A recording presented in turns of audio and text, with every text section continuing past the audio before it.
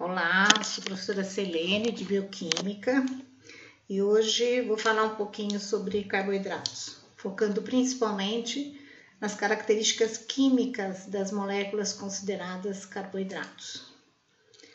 Bom, teoricamente, um carboidrato ele é uma molécula que apresenta um radical aldeído ligado a várias hidroxilas. Então, ele é considerado um polihidroxi, várias hidroxilas, e na mesma molécula radical aldeído. Outra possibilidade é apresentar várias hidroxilas e o radical cetona.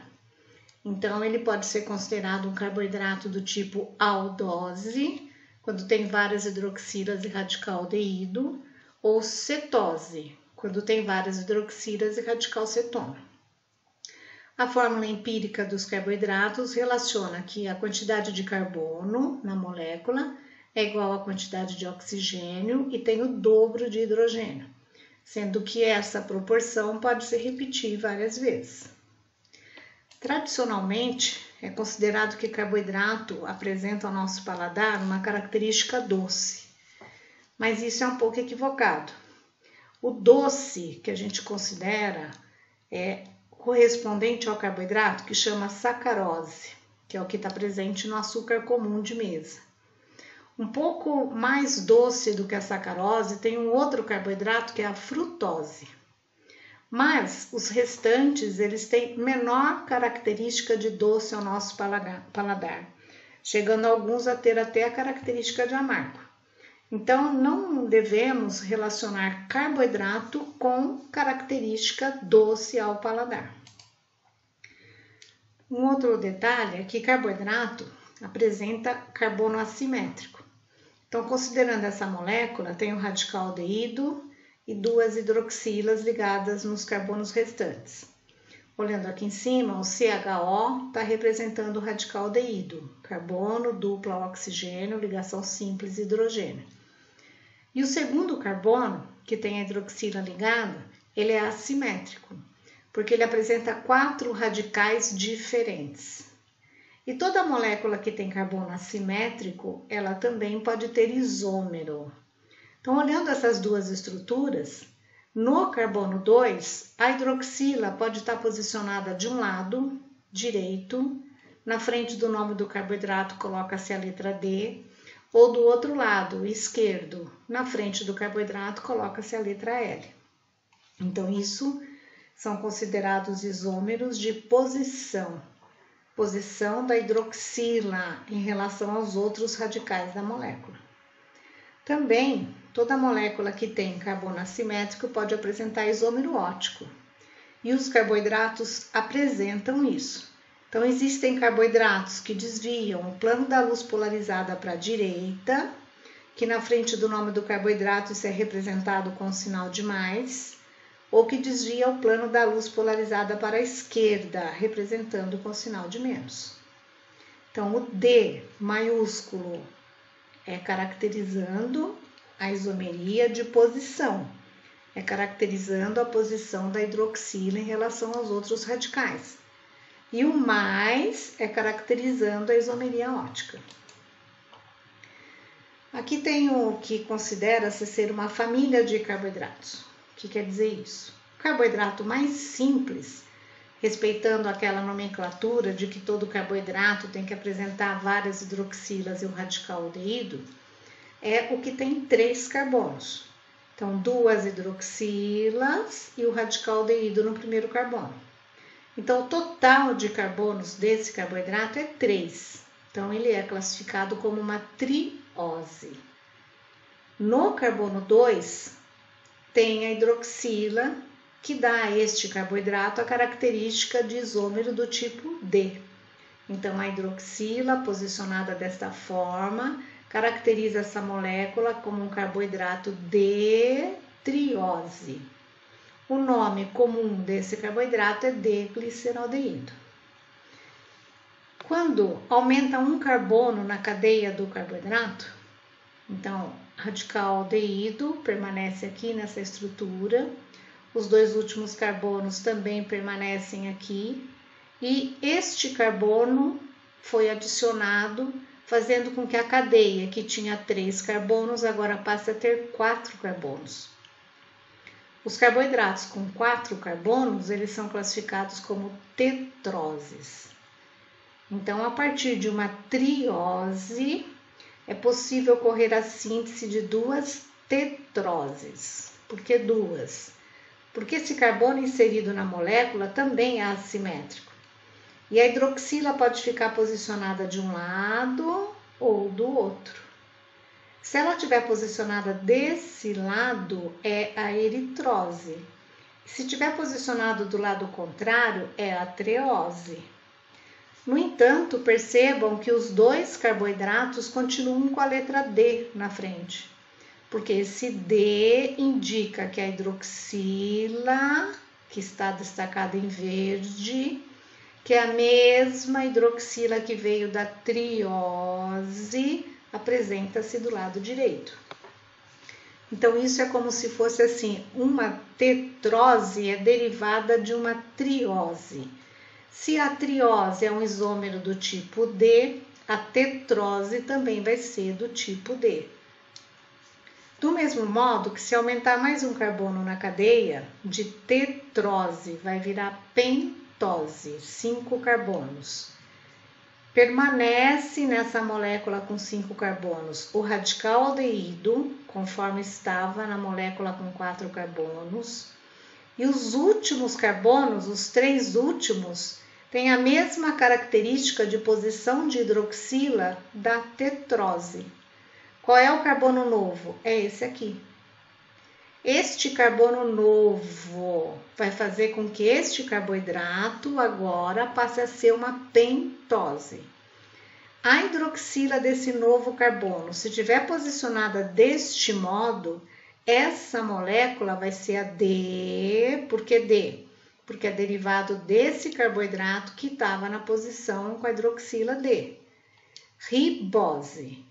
Mas se nesse carbono novo eu colocar uma hidroxila do lado contrário, vai ser uma pentose do tipo D, só que com outro nome, arabinose.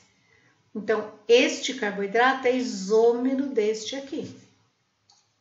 Do mesmo modo, a partir dessa molécula com 4 carbonos, também podem ser sintetizados 2 carboidratos com 5 carbonos.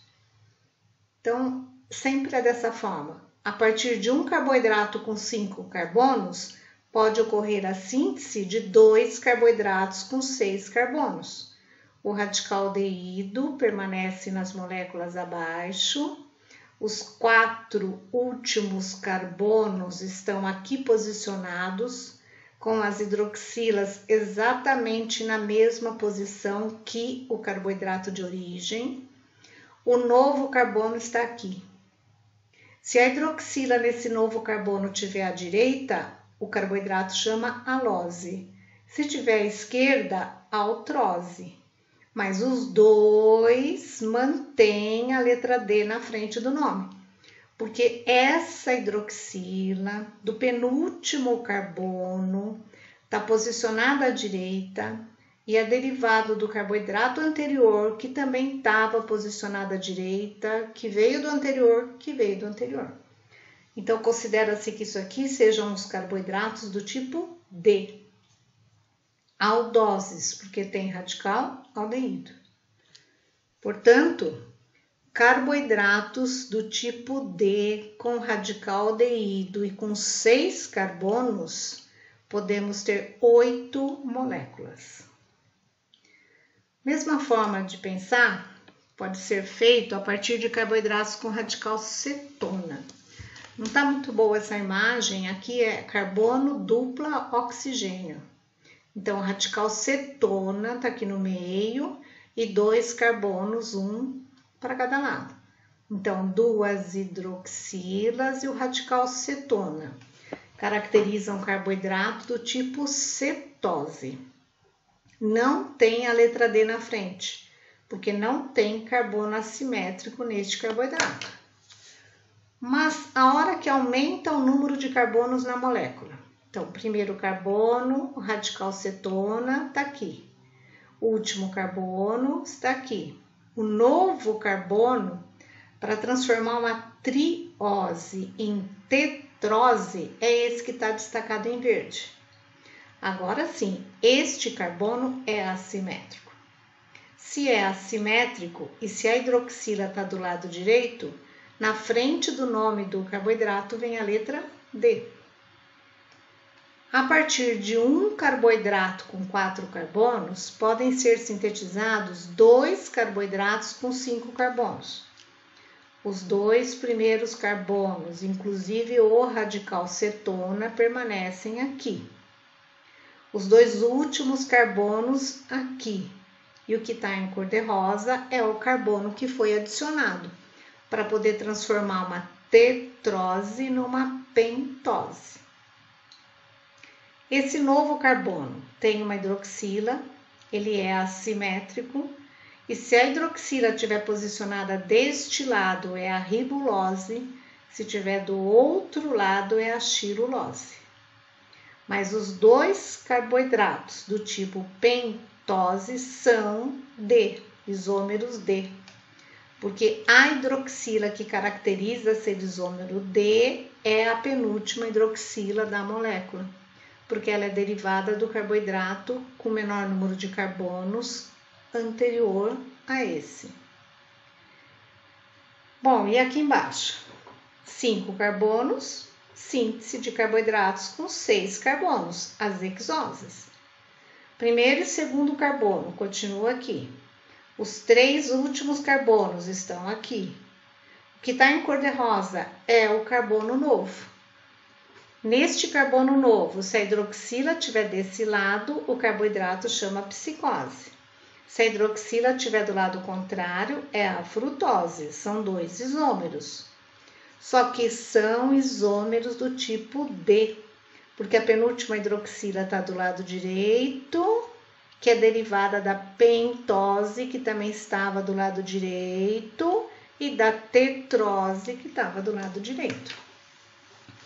Então, costuma-se dizer que aqui a gente tem a família das D-cetoses, sendo que com 6 carbonos existem 4 carboidratos. Então, 4 hexoses com radical cetona.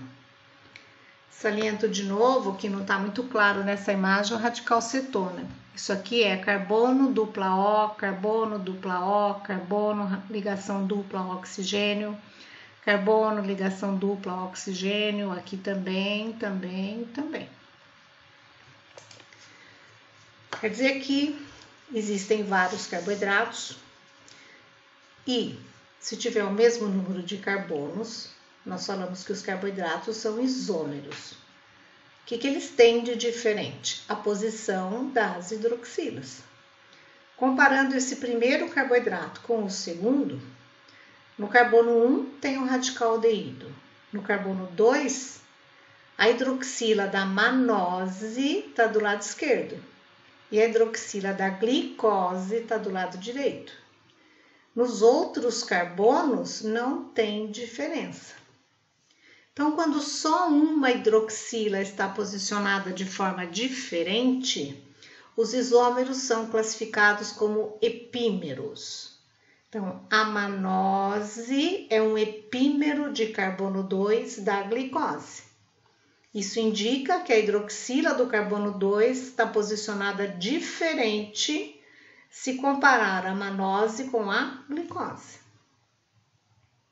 Do mesmo modo, se comparar a glicose com a galactose, primeiro carbono idêntico, é o radical aldeído.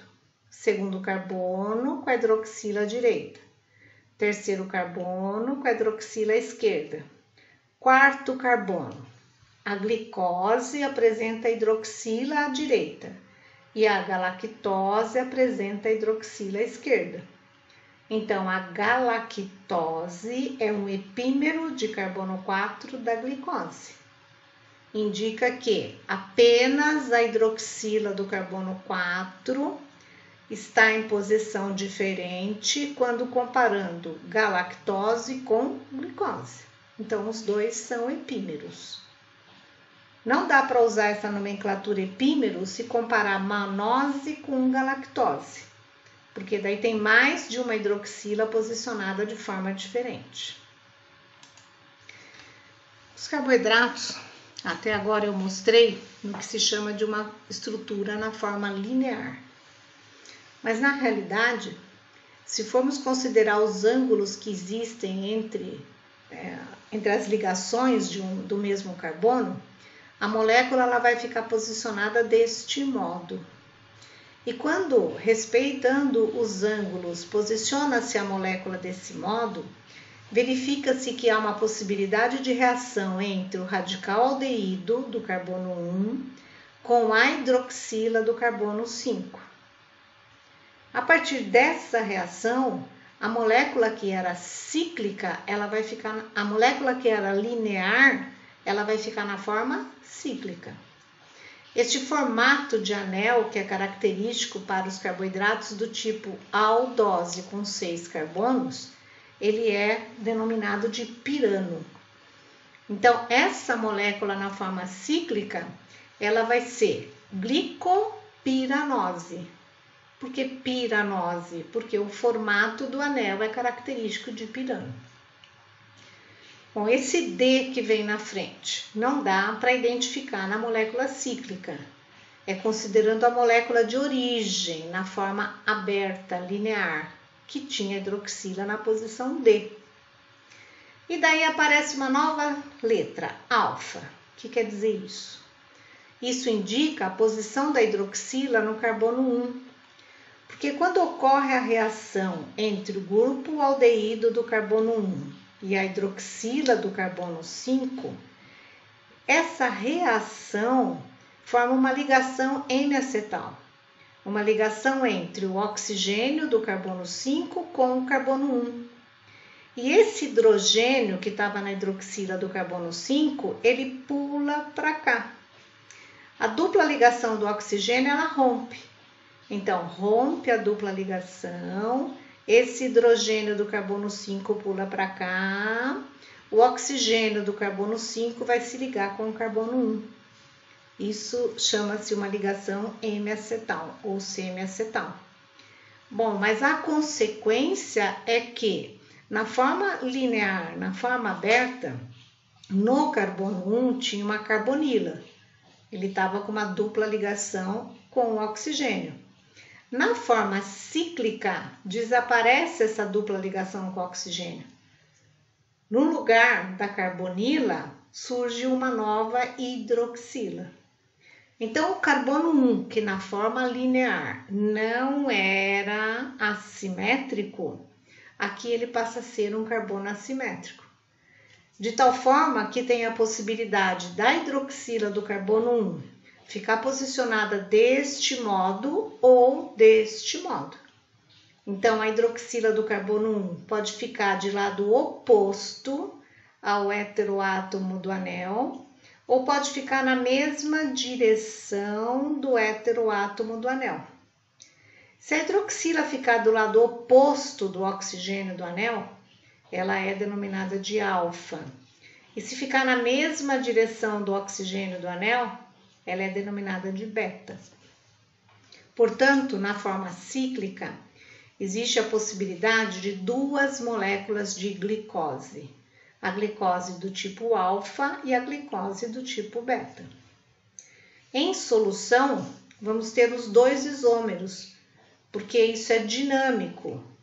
A estrutura do tipo alfa, ela se transforma na estrutura do tipo beta, do mesmo modo que a beta volta a ser alfa.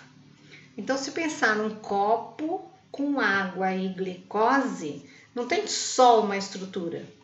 Tem estrutura do tipo beta, misturada com estrutura do tipo alfa e ainda um pouquinho de estrutura aberta.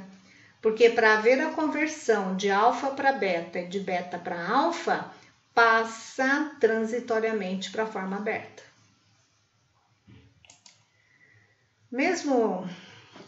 Mesma reação pode ocorrer se o carboidrato for derivado de cetona, se ele for uma cetose.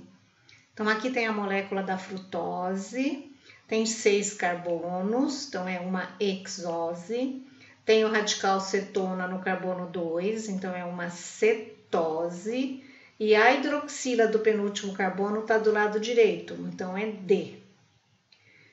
Quando posiciona-se os carbonos respeitando os ângulos entre eles, também pode ocorrer uma reação entre a hidroxila do carbono 5 e a carbonila e o carbono 2.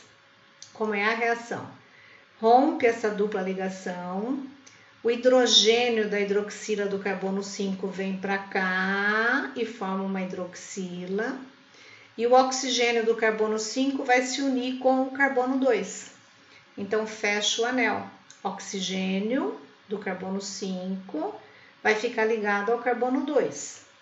No carbono 2, que tinha dupla O, que tinha carbonila, agora passa a ter uma hidroxila. Do mesmo modo que para a glicose. Se essa hidroxila estiver posicionada do lado oposto ao oxigênio, que é o heteroátomo do anel, o carboidrato recebe a nomenclatura de alfa. Mas se a hidroxila do carbono 2 estiver posicionada na mesma direção que o heteroátomo do anel, o carboidrato recebe a nomenclatura de beta. O anel formado quando o carboidrato é do tipo cetose é entre o carbono 2 e o carbono 5. E essa característica do anel chama-se furano. Por isso que às vezes, ao invés de encontrar o nome frutose, vai identificar o nome frutofuranose. Está indicando que a molécula da frutose está na forma cíclica, na forma de furano. Então, frutofuranose, porque está na forma cíclica. D, porque lá na forma aberta, na forma linear, a hidroxila estava posicionada na forma D. Alfa, se a hidroxila do carbono 2, que não existia na forma aberta, tiver de lado oposto ao heteroátomo, alfa. Na mesma direção do heteroátomo, beta. Então, a posição da hidroxila do carbono 2 é que vai indicar se o carboidrato é alfa ou se é o isômero beta. Do mesmo modo que para as aldoses, também tem uma interconversão entre essas moléculas. Se você dissolver a frutose em água, você vai encontrar nessa solução molécula de frutose do tipo beta, molécula de frutose do tipo alfa e um pouquinho de moléculas na forma beta, porque existe uma interconversão. A beta transforma-se em alfa e a alfa transforma-se em beta.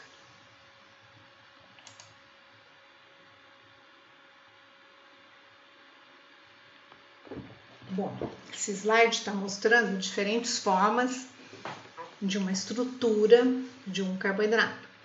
Então, essa é a projeção de Fischer, onde identifica-se todos os carbonos, todas as hidroxilas, na forma linear, na forma aberta, o radical aldeído está representado como radical aldeído. A projeção de Tollens já mostra a molécula nessa forma, vamos dizer, linear, mas mostrando aqui aonde pode ocorrer a formação cíclica. Então, não tem mais o radical aldeído, já tem a ligação hemiacetal. Mas assim é a forma mais usual, que é a projeção de Raoult, que é quando a forma cíclica está representada respeitando os ângulos entre carbonos. Então, esse oxigênio que une o carbono 1 com o carbono 5 está aqui. Está ligado com o carbono 1, que está aqui. E está ligado com o carbono 5, que está lá. Essa estrutura aqui tem um erro, eu estou vendo agora. Aqui é OH, não só O, porque o radical não é mais o aldeído, agora é uma hidroxila. Então, está faltando um hidrogênio aqui. Então, esse OH do carbono 1 é o OH que estaria aqui. É o H que está faltando aqui. Então, carbono 1, carbono 1. Hidroxila do carbono 1, hidroxila do carbono 1. Carbono 2, 3, 4, 5, 6. 2, 3, 4, 5, 6. Peraí. Carbono 1, 2, 3, 4, 5. Carbono 6 está fora do anel. Então, o anel, a forma cíclica do carboidrato ocorre entre o carbono 1 e o carbono 5.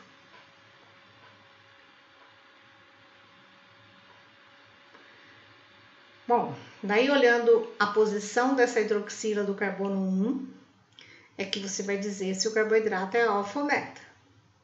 Do lado de cá, essa forma de representar o carboidrato não tem a necessidade de escrever os hidrogênios. E outras formas de representação, né? Forma em cadeira, em barco, em envelope. Você pode encontrar os carboidratos escritos de diferentes formas. Então, só para quando você for estudar ficar mais claro, não esqueça que tem um erro nessa estrutura. Aqui é C, ligação simples, OH, ligação simples, hidrogênio. Bom, vamos estudar um pouquinho, vamos ver se a gente aprendeu tudo até agora, né? Então, quando tem 3 carbonos, é uma triose. Quando tem radical aldeído, é uma aldose. Quando essa hidroxila do carbono assimétrico está à direita, é a do tipo D. Então, essa estrutura, que corresponde ao carboidrato gliceraldeído, ela pode ser definida como D-aldotriose. D, a hidroxila posicionada à direita. Aldo, radical aldeído. Tri, porque tem 3 carbonos. Ose é o sufixo característico de carboidrato. Essa outra molécula tem 5 carbonos, então é uma pentose. Tem radical aldeído, é uma aldose. Essa hidroxila está à direita, é do tipo D. E no carbono 1, a hidroxila está posicionada na posição alfa. Então, você pode falar assim, D dessa hidroxila, alfa da posição desta hidroxila, aldo, porque tem radical aldeído, pentose, carboidrato com 5 carbonos. Esse aqui de baixo também é uma aldose, só que agora tem 6 carbonos, então é uma hexose. É do tipo D, porque essa hidroxila está à direita, e é do tipo alfa devido à posição dessa hidroxila. Então, é uma D-alfa aldohexose. A galactose. Aldose, porque tem radical aldeído. D, porque essa hidroxila está à direita. Hexose, porque tem 6 carbonos. Mas aqui a posição da hidroxila está diferente. Comparem com essa. Então, é beta. Então, vai ser beta, D, beta, aldohexose. Por último, deixei aquele carboidrato que tem radical cetona. Então, vai ser uma cetose. Também tem 6 carbonos. Hexose. Essa hidroxila à direita, D, e a posição dessa hidroxila também é beta. Então, D, beta, cetohexose. Tudo o que eu falei até agora, as estruturas que eu demonstrei até agora, são consideradas monossacarídeos. Mas existe a possibilidade de se unir 2 monossacarídeos, iguais ou diferentes, formando um disacarídeo. Ou de juntar vários monossacarídeos, formando oligosacarídeos ou polissacarídeos. É o que a gente vai estudar agora. Então, o que é um disacarídeo? É quando eu junto 2 monossacarídeos. Então, aqui embaixo tem um disacarídeo, é a maltose. Do que é constituído o disacarídeo maltose? é constituído de uma molécula de glicose que reagiu com mais uma molécula de glicose. Como é feita essa reação? A hidroxila do primeiro monossacarídeo reage com uma hidroxila de um segundo monossacarídeo. Sempre a hidroxila do primeiro monossacarídeo que vai reagir é aquela que nós chamamos de alfa ou de beta. Então, essa hidroxila do carbono 1, que está na posição alfa, reage com essa hidroxila do carbono 4. Então, carbono 1, 2, 3, 4. Sai uma molécula de água. E o oxigênio restante, ele faz a união entre os dois monossacarídeos. Essa união aqui chama-se ligação osídica. E ela tem que ser identificada. Então, ela vai ser uma ligação osídica alfa. Por que alfa? Porque a hidroxila de origem estava na posição alfa. 1, por que 1? Porque a hidroxila de origem estava no carbono 1. 4, por que 4? Porque reagiu com a hidroxila do carbono 4.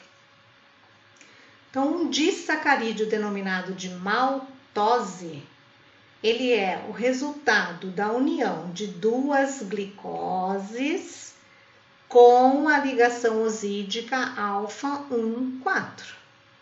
Se por acaso as duas glicoses ligarem diferente com uma outra hidroxila, vai ser um disacarídeo, mas não maltose, um outro disacarídeo qualquer.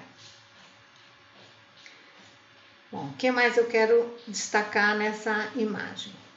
Aqui está falando de sacarídeo redutor. O que é redutor?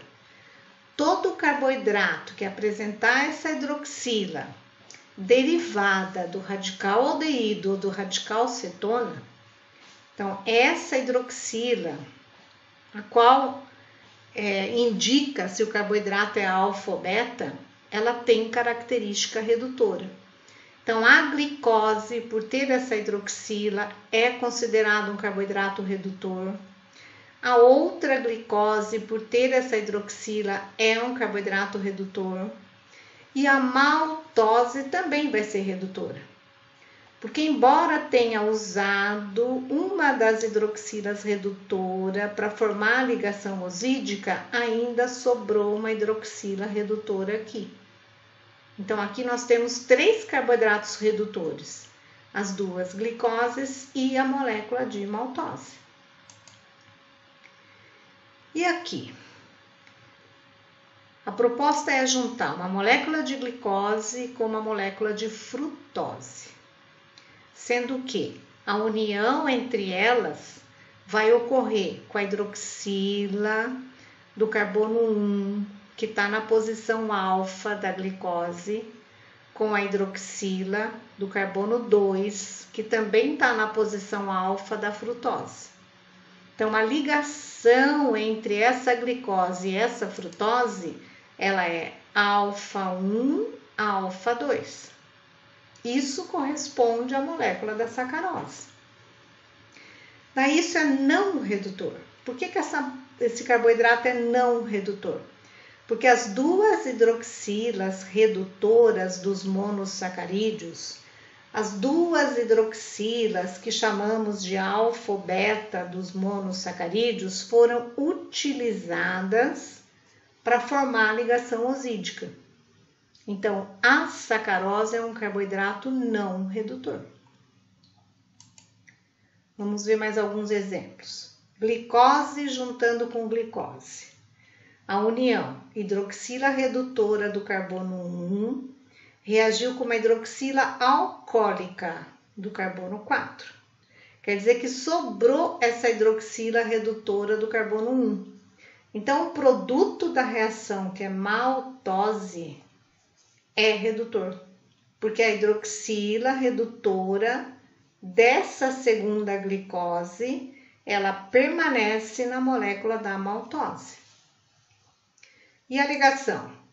A ligação foi entre a hidroxila do carbono 1 da glicose com a hidroxila do carbono 4 da outra glicose. Então, 1, 4.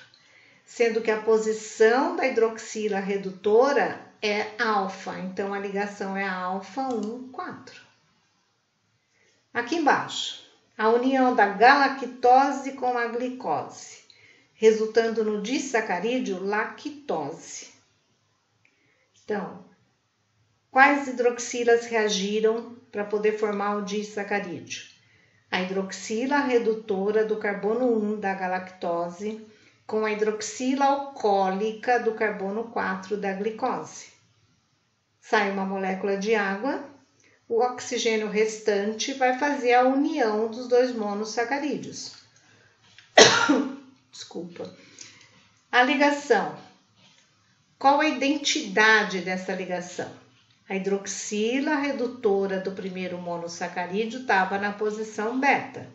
Então, é beta, estava no carbono 1, beta 1, e reagiu com a hidroxila alcoólica do segundo monossacarídeo, beta 1, 4, é a ligação.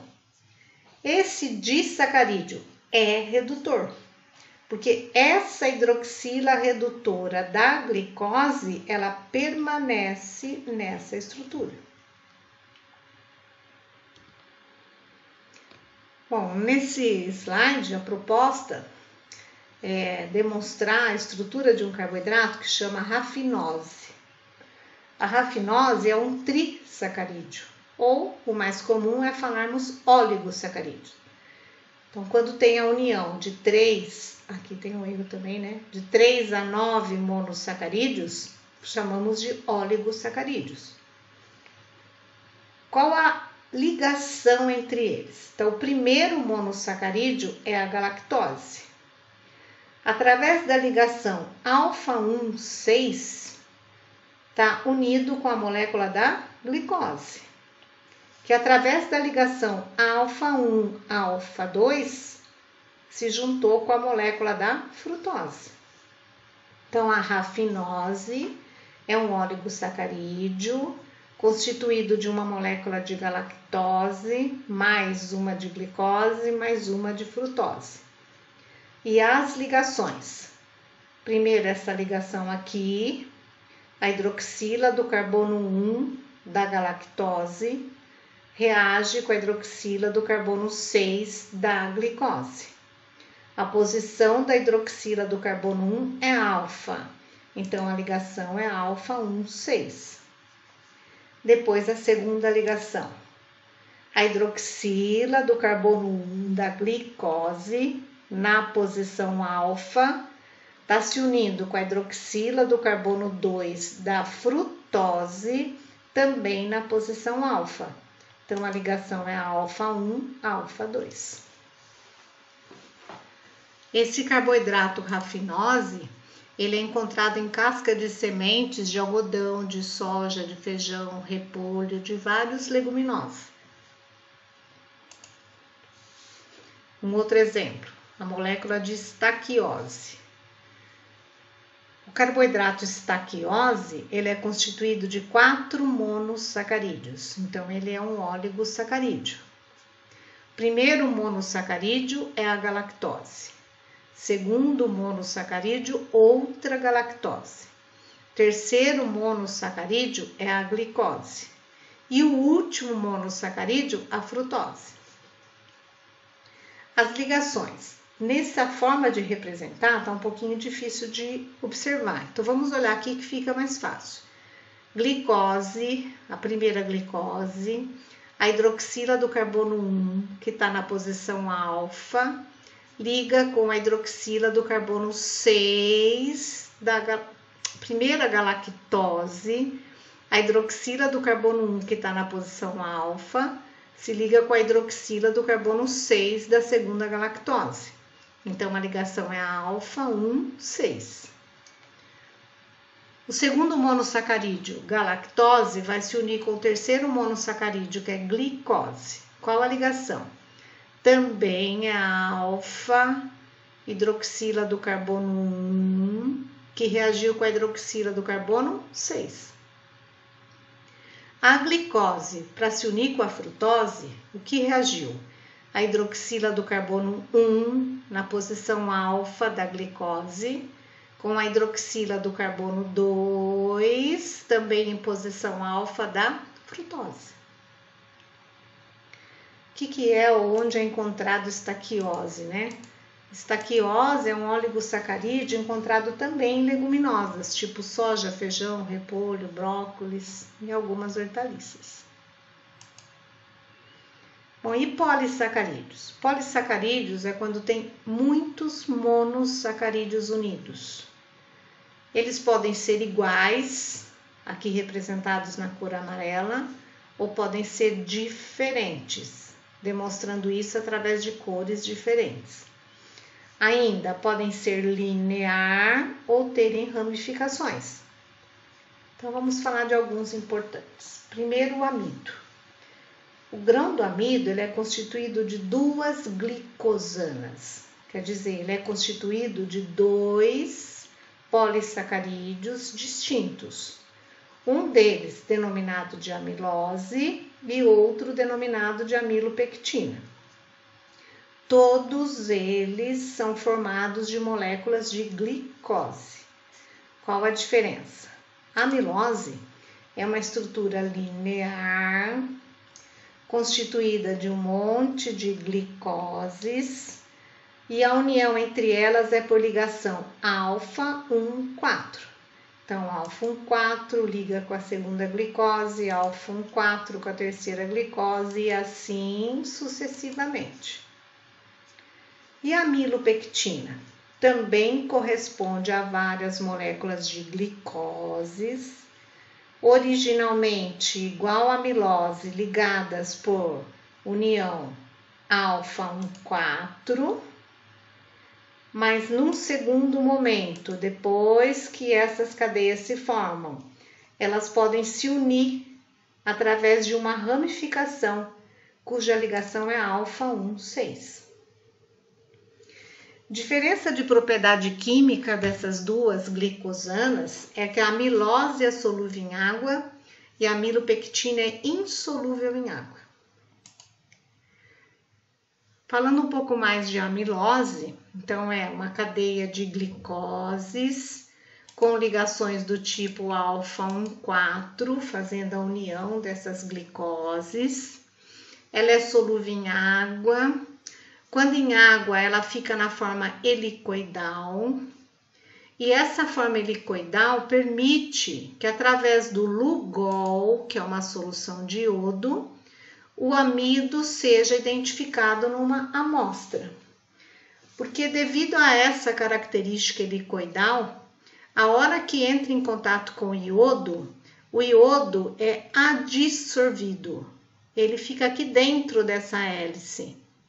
Se a cadeia da amilose for bem grande, o iodo sendo adsorvido em várias hélices, vai dar para a solução uma cor azul.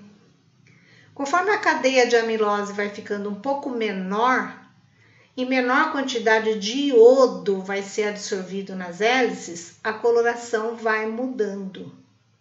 Ao ponto que, se tiver só duas glicoses, que corresponde à maltose, ou apenas um monossacarídeo glicose, não forma mais essas hélices, essas hélices não se formam mais, não reagem mais com iodo, e a coloração é amarela, característica do iodo. Isso aqui é muito utilizado para saber se a molécula do amido está sofrendo hidrólise. Se a molécula do amido, na nossa digestão, por exemplo, está sendo degradada. Porque se ela for degradada, as ligações glicosídicas vão ser hidrolizadas e a coloração com iodo vai modificando.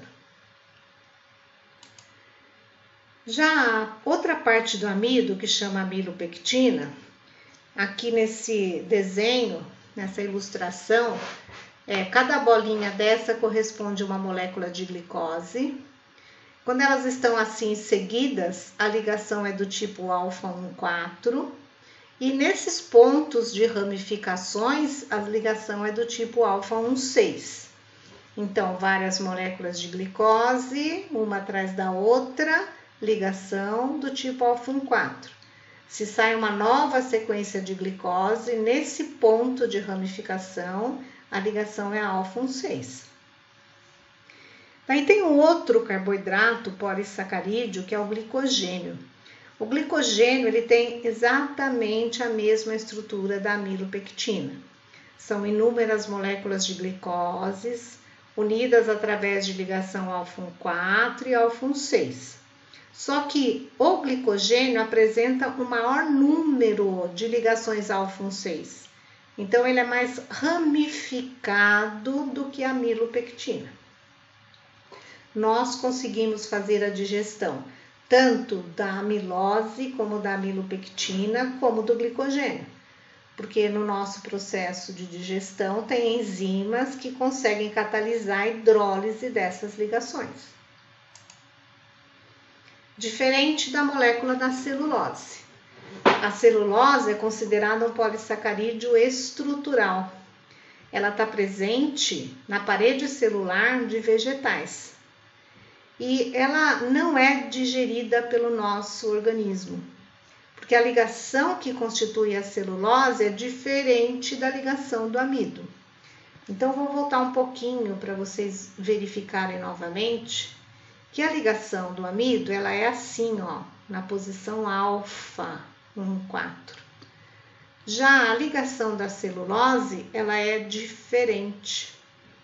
A hidroxila do primeiro monossacarídeo, ela está na posição beta. Então, a ligação é beta 4.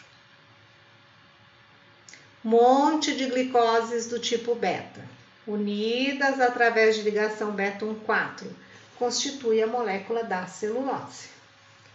No vegetal, várias moléculas de celulose se organizam, formando o que se chama de uma microfibrila.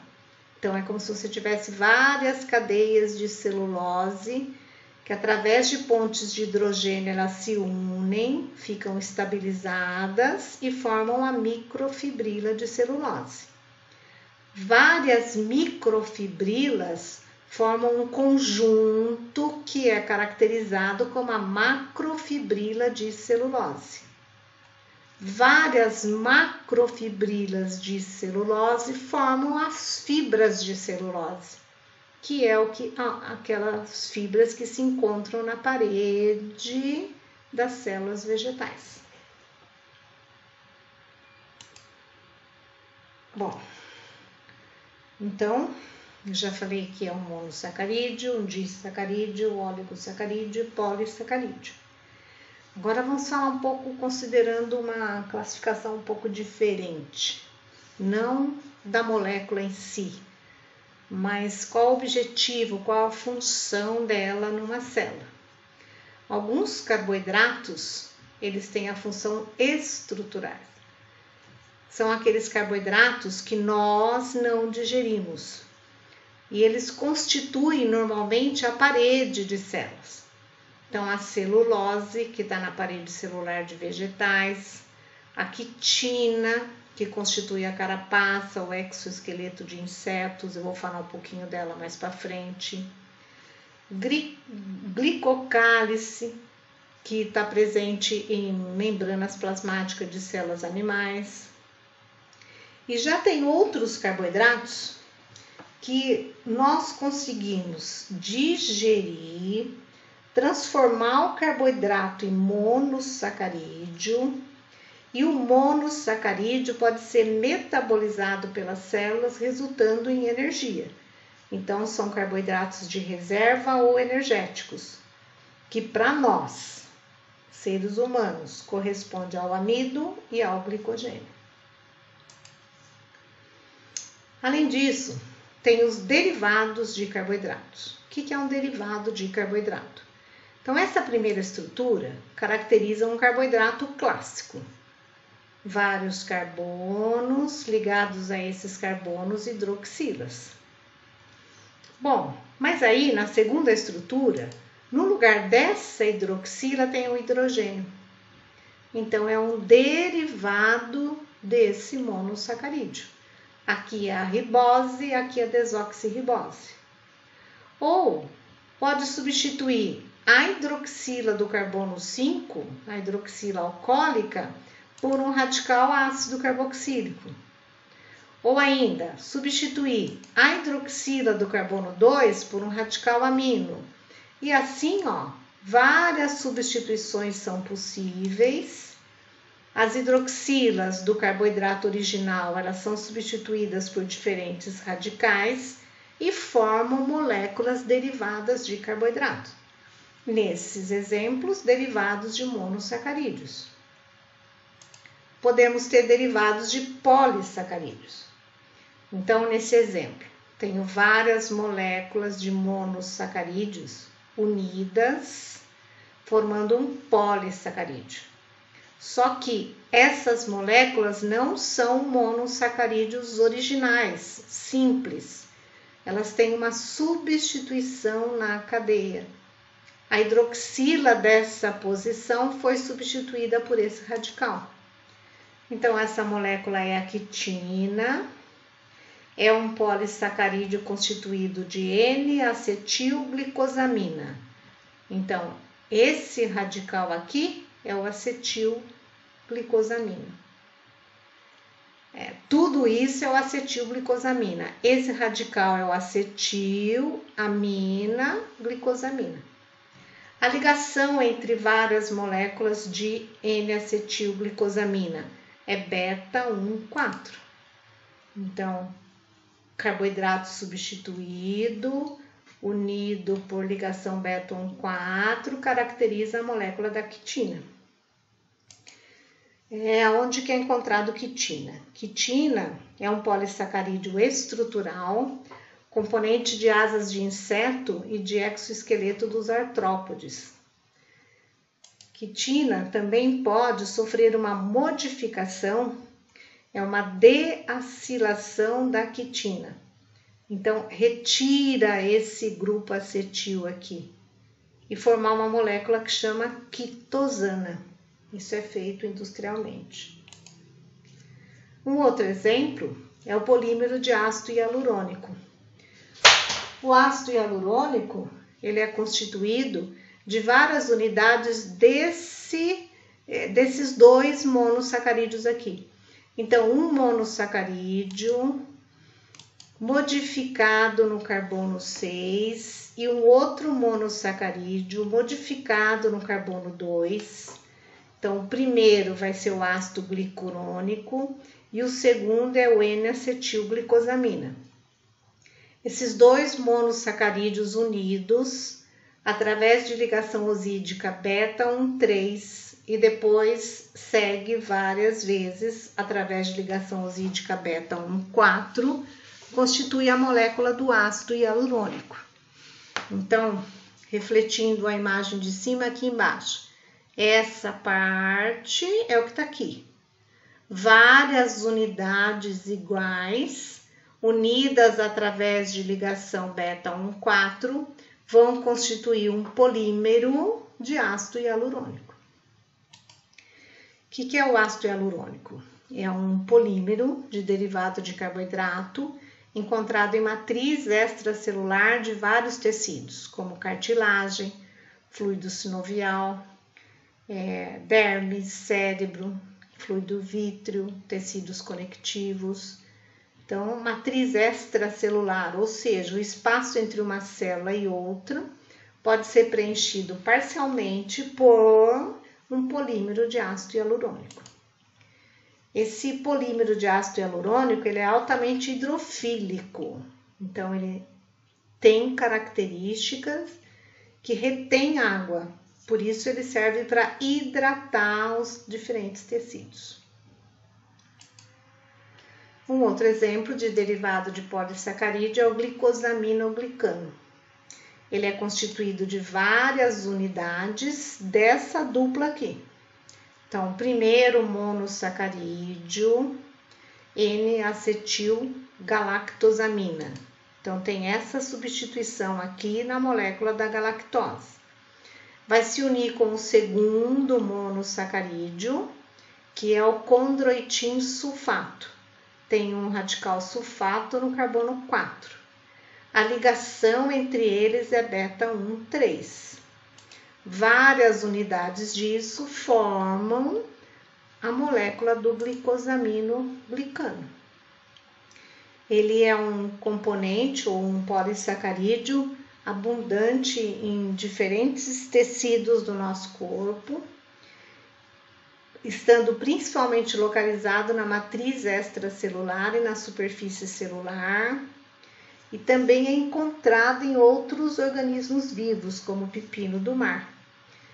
Ele tem propriedade de anticoagulante e antitrombótica. Em tecidos de vertebrados, ele é encontrado em cartilagens de baleia e de tubarão.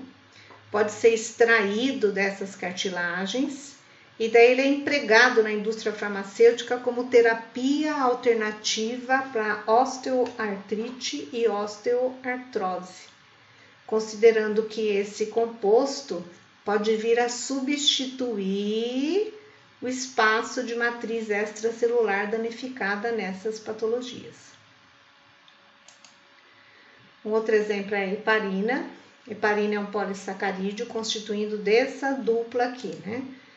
Então, tem de 15 a 90 unidades desses dois. O primeiro é o L-hidronato 2-sulfato. Então, tem um radical sulfato no carbono 2 e o carbono 6 tem um radical ácido carboxílico.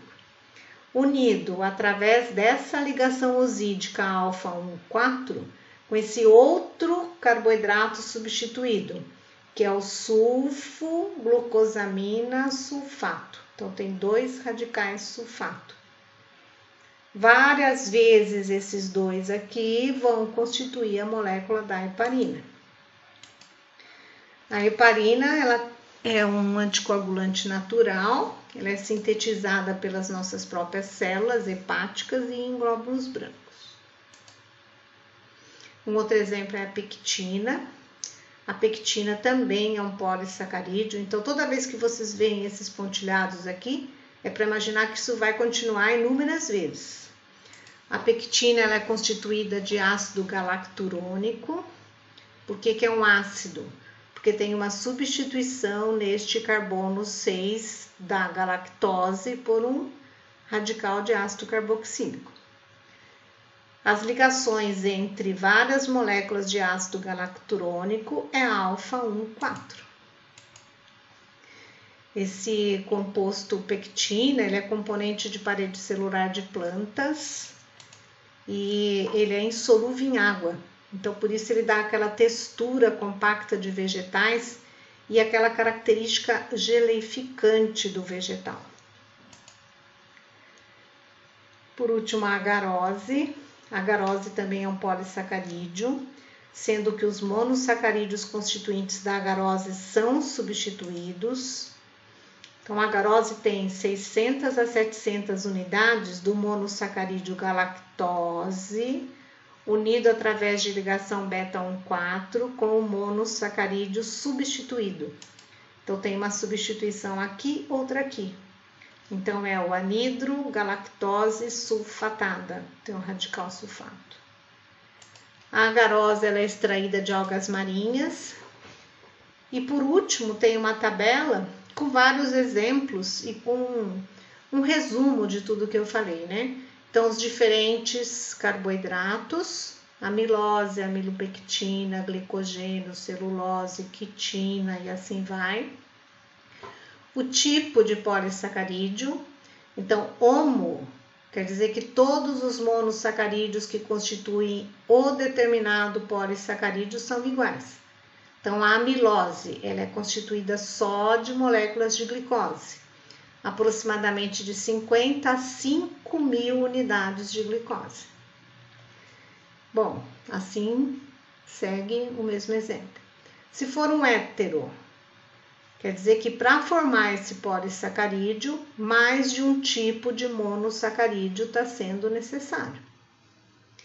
Depois, além disso, tem o específico monossacarídeo ou mais de um monossacarídeo que constitui o polissacarídeo, a quantidade aproximada de monossacarídeo na constituição do polissacarídeo e algumas funções. para que serve cada polissacarídeo desse. Essas foram as referências que eu utilizei para fazer a aula. Peço desculpa por alguns erros nas estruturas, né? Principalmente aqueles 2 que eu salientei no decorrer do vídeo. Prometo que no próximo vídeo eu vou consertar isso, vou colocar diferente. Mas agradeço a atenção de vocês, espero que sirva para estudar e estou à disposição para dúvidas no chat. Muito obrigada.